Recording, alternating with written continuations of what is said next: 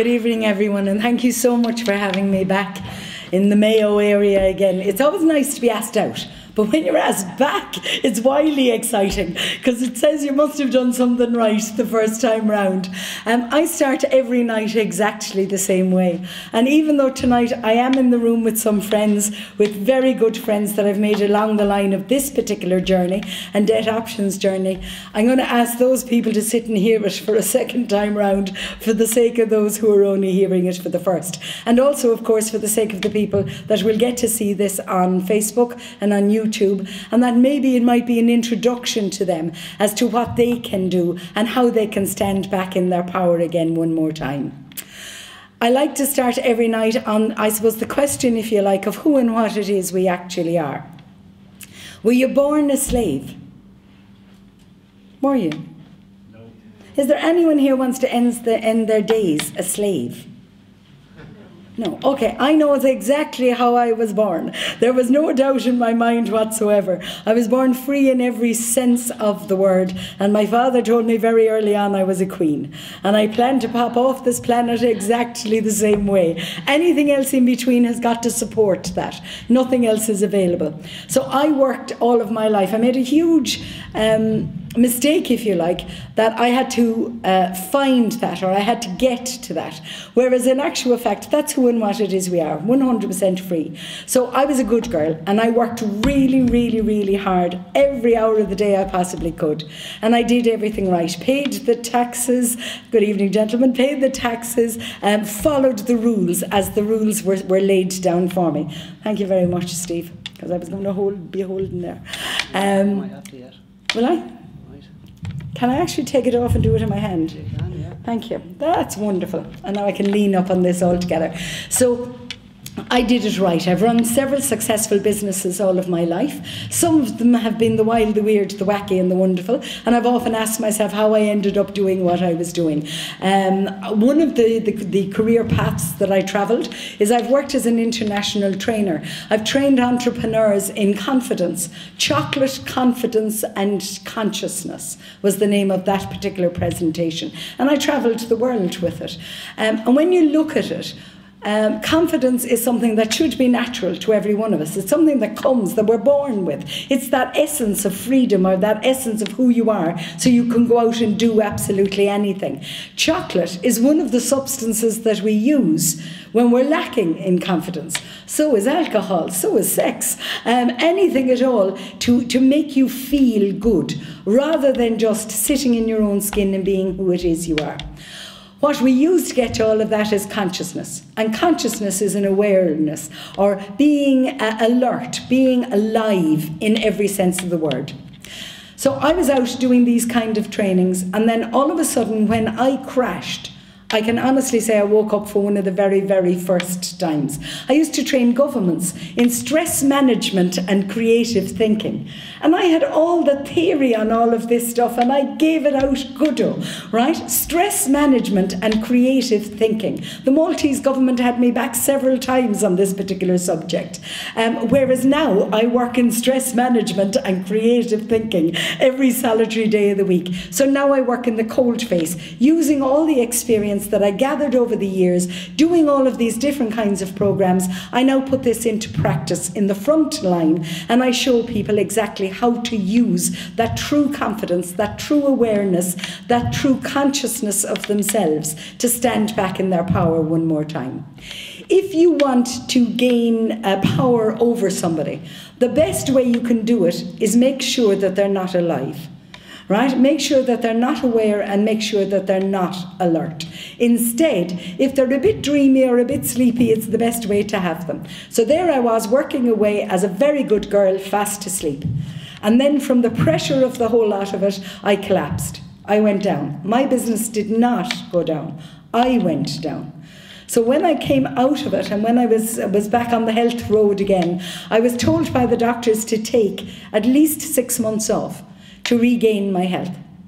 So I went to my bank, as a good girl would, and I said, having a problem, health issue, have to take 6 months off to regain the health. So over that 6 months, it would kill my business if I had to keep paying the remortgage on my home. Now, very important tips here I'm going to throw at you tonight. A remortgage is a very different issue to a first-time mortgage. So those of you in the room who released equity out of a home, so in other words, a remortgage, you're dealt with legally very differently to somebody who's brand new.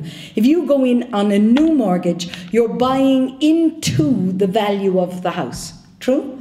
So the bank says you can have 350,000 of a loan facility for a house worth 350,000 on the market. So you're buying into that value. Whereas somebody who bought a house for 50 grand has been doing it up over 10, 15 years, and now it's worth 350,000. That's a different kettle of fish. Do you see it? It's a completely different perspective, and therefore legally is also looked at very, very differently. Now look at the people who've actually been caught, and caught badly in this scenario. The whole middle market. The whole people who would have equity built up in their home, who'd be close towards the end of a mortgage. This is the majority of who's actually getting caught out there. Would you agree with that statement? Right? And an awful lot of those people, they particularly targeted the self-employed. Because the self-employed, how dare we assume that we can own something and be something and have something for ourselves? The self-employed had no safety net. They were the dead easiest to get at. So we go back to my scenario. There I am, sick, ill, 6 months needed. I'm not gone bust. The businesses are still healthy, but all I need is a breathing space. So the savings either went to pay the bank the mortgage or to pay me a wage so that I could keep the businesses ticking over, one or the other, while I got the health back. The remortgage was tiny on my home. It was only a percentage of the full value. I had already paid the full mortgage once.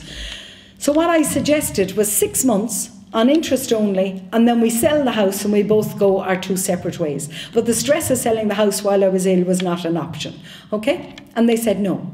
And a bank manager swiveled on a chair and laughed at me. And he said, no, no, no, no, no. Somebody like you needs to be taught how to budget.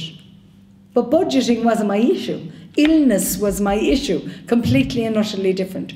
So I stayed with it for a while, I tried with it, but the one thing I was not allowing him to do was make me feel small for getting sick, right? That was not my fault. What I'm watching every solitary day of the week right across Ireland is people who are being made to feel small, somebody intimidating them so that they can get power over them. Every solitary contract, every solitary relationship is about control. A good, healthy relationship shares the control. It flaps over and back between you at different times, wherever the strengths are. Yes, you're dead right, Christoph, I'm looking at you, right? So that kind of to and fro is totally and utterly healthy and totally and utterly acceptable. Somebody wanting to make you feel small to get power over you isn't right. And if truth is truth, and truth says that you were at fault, or the other person was at fault, or you were at equal fault, surely you can do that in a highly respectful way of each other. Whereas from day one with this crisis, the whole concept was you got greedy. That's what happened in this country. Hasn't everyone in this room been told that at one stage or another? You got greedy. You wanted more.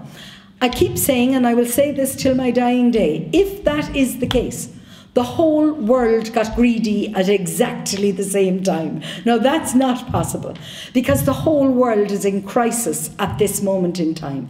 There is only one common denominator, and that is the banking system. So, you know, if it walks like a duck, quacks like a duck, it must be a duck. It can't be anything else. So in my own scenario, I decided to stand into my own power and take what it was I needed. And I needed the 6-month break to get my health back. But I thought, let's not waste this time. I spent every morning studying the health and every afternoon studying the banking and the legal system. Now, I didn't go studying the legal system first. I went studying the banking system. I went in to see why they wouldn't give me interest only. I went in to see how could he be so dogmatic about not wanting to give an interest only for a 6-month period. I sat down with a friend, a bank manager, and I said, explain a couple of things to me. Like, why would they do this? And he started to laugh and he said, Claire, we do this every 30 years. I said, do what? He said, we deliberately flush the market with easy money every 30 years, and then we pull the rug out from underneath you, and that then cripples the market completely. But I said, why would you do it? He said, because Ireland is a very, very rich country, which it is, extremely wealthy country. He said, if you own your property, and everybody owns their property, the banks go out of business. They have nothing to sell. They have nothing to give anymore. They have no carrot to dangle out in front of you anymore. So the picture started to become very clear in the mind. But I said, why 30 years? He said, honestly, because your lifespan, your working lifespan was 30 years. And he said, looking at you and your age, your career is behind you, not in front of you. I don't know all about that. I'd say I could still be dangerous, even at this stage of the game. So it was supposed to be all behind me. And he said, the new crop is available. I said, what do you mean the new crop? He said, the new crop are your children. If we bankrupt you, we get them. Now, I keep saying this all over Ireland, everywhere I go. 4 walls and a roof, I'm not worried about. I'm really not. But my blood runs in the veins of 2 magnificent individuals on this planet, and nobody's getting them easily, right? Nobody is going to screw them over in any way, shape or form. So it's my duty as a mother, in every sense of the word, to make sure that they are protected. So that's what took me down this road. I won't say that I believe, let's say, rather than I believe in the best. And nothing but the best. I believe in the best in everybody. I believe in the best in community. I believe the best in a country or a government or whatever. And I believe all of that is possible. I don't want to spend my time knocking what is already out there. I want to spend every minute that I have left on this planet making sure that something better is left for my children, right? And something that I believed in could be created in some way, shape or form. So I thought, who's going to help us do this? I looked at going to friends of mine, there were solicitors and all the rest of it, and accountants, and I asked them, why aren't you doing it? Why aren't you out there starting an organisation for this? And basically the answer was, we can't. Because they were all entangled with the banks, right? They were all entangled as part of the process. Look at how they pulled all these beautiful people together, right? These fabulous minds together, and made them implicit as part of the mortgages and as part of the loans in every way. So these people cannot be involved in the unravelling of it. They will be kicked out of the boys' club if they will. So I said, fair enough, if you can't go out front, could you stand behind me? If I promised you that I would never tell anybody who you are, but I would always use you for information, would you be willing to educate me so that I could educate others? And the answer was, yeah, we can do that. So at this stage in time, I have 6 solicitors, a barrister, about 5 Mackenzie friends now, a defunct solicitor, a financial analyst, several financial people, as in accountants and all the rest of that. And they all work as a pool. I have a nurse legal who will write up your case, your health aspect of your case. I have such a team pulled together of professionals who all know and see exactly what was done to us, and therefore are willing to give of their time, free, gratis and for nothing, to help everybody to pull themselves back out again. When you're in the front line, when the letters are coming in the door, when the phone calls are coming at you, hell for leather, you cannot think. You go into the primitive part of your brain, where your brain should be and the energy should be is out here in the frontal part, and particularly in the creative aspects of your brain, the right side of the brain. But unfortunately, when you're stressed, all of the energy is removed from the frontal brain back to the back part. And the back part is primitive thinking, duck and dive. So sometimes the option is as simple as letting somebody who isn't stressed look at your situation. Now, most people would, their answer back to me was, but we can't afford that, right? To go to a professional is going to cost you X, Y, and Z. We've got hundreds of people, now thousands of people, thank God, all over the country, dead ordinary lay people who want a different kind of living, a different way of living, and all of them are available. So the other day, if anyone's following the Facebook, you saw up on it, a lady in Tullow was becoming overwhelmed. Now, when you ask her what was overwhelming her, she was dealing with so much, it was unreal. What was overwhelming her was opening the letters on a day-to-day basis. So I put out the request that I needed somebody of our team to work with this woman just to open her letters, just to take the essence out of the letter of what it actually said and convey it one-to-one to this woman rather than having it in letter form. I had that lady on to me today to say, the lady who stepped in did a session with her yesterday. They spent an hour together. They had a cup of coffee together. Now she understands exactly where she's at. She's fine. She can deal with that. There's no problem. Because the problem has been removed. At this stage, we have 780 cases in the High Court. So the High Court isn't for everybody. 780 versus over 2,000 people. That was 1,300 people we could help without ever having to go into court, right? Without ever having to go that road. But if you believe that somebody has wronged you in life, surely the best way to stand up for yourself is to make them pay for what they've done. And if somebody comes to us with a serious enough grievance and they want to do something about it, we will help and facilitate them to do that. If I go home into your house tonight and I take a hurley and I smash everything inside there, and I meet you at the front door as I'm coming out, are you going to leave me off with it? Are you going to say, sure, that's all right, Claire, no bother, we'll see you again, right? No, you're not. You're going to stop me and you're going to say, sorry, you can't do that to my home. That's not acceptable. Well, there are some people that feel that that's what certain banks have done to their lives. And if that's what somebody has done to your life, you have to stand up in your power and you have to take that on. The High Court is not as scary as what people think it is. Outside a very imposing building in every sense of the word. But the reality is that the High Court is there to interpret our Constitution. We, the Irish people, according to that Constitution, are second only to God. I like that in every sense. And I love the idea that there is a building in our country where we can go to and ask for our country constitution to be interpreted for us, Joe Soap, the ordinary people of Ireland. What was keeping most people out of there is the fact that it would cost you between 20 and 30,000 to take a case. Nobody knows your case like you do. Nobody will ever give voice to your case like you can. Gone are the days where you handed your power over to somebody else and you turned around and you paid somebody. And these very somebodies would tell you in the High Court to stand outside the door and I'll go in and sort out your life and I'll come out and tell you later exactly how your life is going to be from here on in. Like, even when I say it that way, you can see the comedy in it, can't you? You can see how insane it actually was. Whereas we've now become wide awake. We now speak our truth very easily and we speak our cases with the passion that it actually deserves. When I started Debtoptions first and we started to train people to become lay litigants, the first thing we came up against was the legal jargon. And on our very, very first session, we invited Ben Gilroy to be our educator at the time, at that particular session, and to train us in some of the legal jargon. And even that first day, I started to doubt what I had started.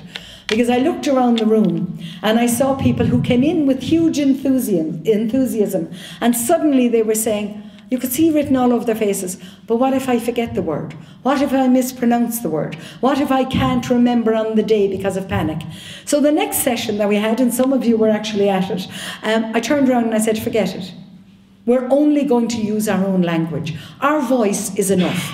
And what we need to find is our own voice. And maybe it's the system that has got to change to hear the layman's voice when they've been grievanced in some way, rather than you having to change to fit into a system up against people who are at it for 20 and 30 years. By the third national meeting that we had, the Master of the High Court himself had said, it's time that people come in here with their own voice and their own language. Please do not come in with the jargon. We are not training to be Ellie McBeal, right, or any of the other fantastic programmes out there on television. No way. All we need to do is know enough to be able to get across how we believe we've been grieved and how we believe we've been damaged in our own life by a system that looks like it's been set up to fail, it's been set up to deliberately crash, and it has been set up to enslave us for the rest of our lives.